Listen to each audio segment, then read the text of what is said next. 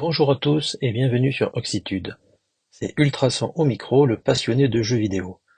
En accord avec Philippe, je vais vous faire une série de podcasts consacrés à des jeux vidéo. Et bien sûr, je vais m'arranger pour faire des jeux vidéo qui sont vraiment plutôt pour le grand public, parce que les jeux plus dédiés aux déficients visuels, on va dire que pas trop besoin de leur faire de la publicité, puisque eux déjà, ils sont déjà assez bien connus, et on sait de toute façon qu'ils sont faits pour nous. Je vais plutôt parler de ce grand public qui peuvent être joués pour nous. Alors ce podcast sera divisé en trois parties. La première, ce sera la présentation du jeu vidéo. La deuxième, je vous parlerai de son accessibilité. Et la troisième, ça sera mon avis personnel sur le jeu vidéo.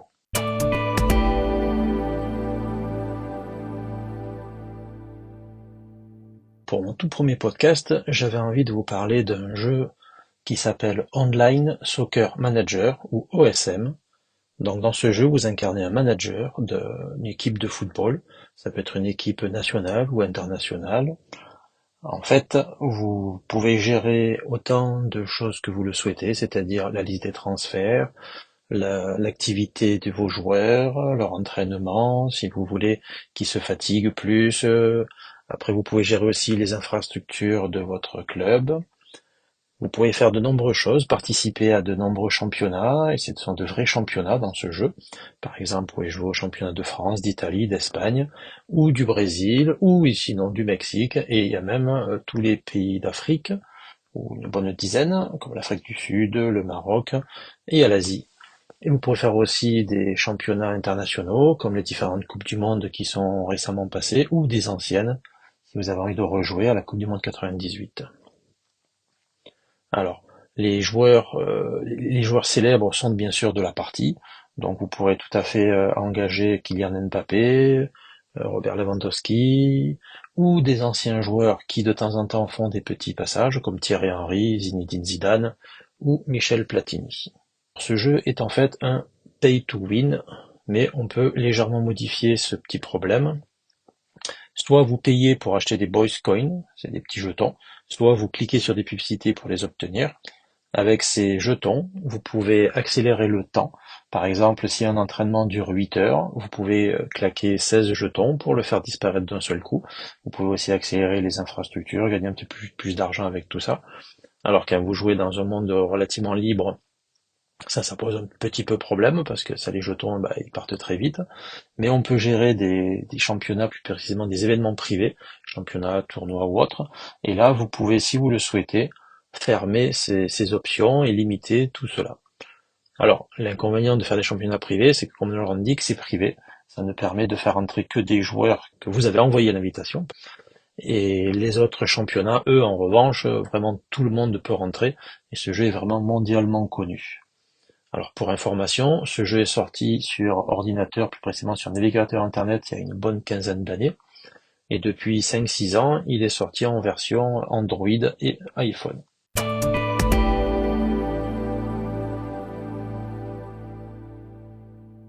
Concernant l'accessibilité, ce jeu est tout à fait jouable, autant sur le point de vue d'un déficient visuel malvoyant ou d'un aveugle complet. Alors il faut amener quelques petites nuances, par exemple sur l'ordinateur, il est tout à fait jouable, moi je me sers de l'écho de la souris de NVDA, et on peut faire toutes les options d'une manière assez simple. On peut gérer les stratégies, disposer les joueurs en fonction des positions, changer la tactique si vous voulez que vous soyez plutôt contre-attaque, défense, passe à 10 ou autre, régler si vous voulez être plutôt offensif, défensif, tout ça sans aucun problème sur l'ordinateur. Sur le smartphone, moi je ne parlerai que d'iPhone parce que c'est sur lequel je possède, l'accessibilité n'est pas native, c'est-à-dire qu'elle n'est pas recherchée. De temps en temps, j'ai eu des petits problèmes, des petits endroits du jeu qui n'était plus du tout accessible, mais on pouvait se reporter avec l'ordinateur sans aucun problème. Alors dans tous les cas, au niveau smartphone, l'inconvénient, c'est que pour tout ce qui est stratégie, c'est pas du tout gérable. Pour un aveugle. Là, c'est pas du tout gérable parce que c'est trop bien labellisé. On ne sait plus si c'est des boutons, si c'est ce qu'on a fait, on ne sait pas ce qu'on a fonctionné. Donc moi, le conseil que je donnais, c'est d'effectuer toutes les stratégies ou autres qui sont plus ou moins fixes dans la journée, et de le faire par l'ordinateur, et après sortir le téléphone quand on avait besoin, soit de relancer des entraînements, faire des achats, et trucs de ce genre. J'ai oublié de préciser, c'est que ce jeu-là fonctionne avec un match par jour, Donc vous avez 38 journées, ça fait 38 journées de journées effectives et 38 journées de journées en temps de jeu. Les passages se font dans la partie soirée, entre 18h et 23h. Et en revanche, pour jouer et voir le match, on ne peut absolument rien interagir. Il y a trois façons de le voir. Soit on peut le voir en accélérant directement le résultat, soit on le fait en accéléré par le texte, soit on vit le jeu. Le temps de jeu fait à peu près 7 minutes. Et en fait, vous avez des commentateurs qui vous expliquent le match. Par exemple, Zidane prend la balle, hop, et reprend deux volets, ou Thierry Henry fait une passe à Basile Boli. Ça, en revanche, VoiceOver vous le communique sans aucun problème. Il y a la vibration lors des buts. Donc ça, au niveau accessibilité, on peut franchement bien vivre le jeu, vivre le match, bien qu'on ne puisse pas y faire grand-chose.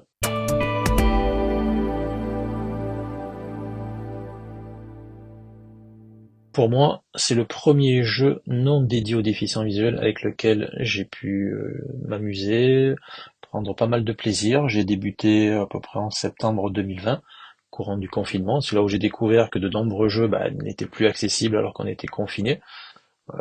Quand j'ai découvert ce jeu, j'ai pu profiter de faire venir et surtout de discuter avec des amis qui étaient assez éloignés, Lille, Marseille, Carcassonne. On pouvait se réunir, on a fait des soirées par Skype, on a pu rigoler sur de nombreuses choses, des matchs et autres.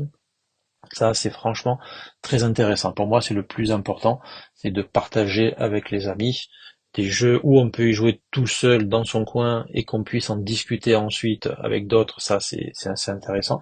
Mais bon, ça va être difficile, sans leur manquer de respect. Blind Legend ou Lost in Blindness, c'est très bien d'y jouer, ça existe, c'est très très bien ce qu'ils ont fait, je ne dénature pas leur travail.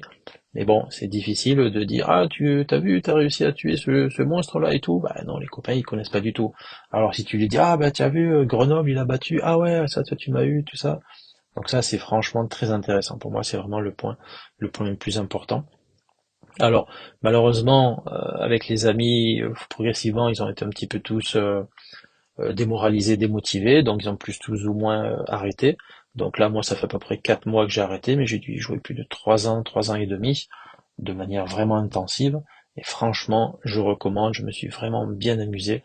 Ça prend un petit peu de temps pour faire les stratégies, 4-5 minutes par jour, à peu près pour chaque match. Quelques minutes de temps en temps pour relancer les entraînements et autres. C'est surtout avec le smartphone, c'est recommandé par Ultrason. À bientôt sur Axitude et merci à vous tous.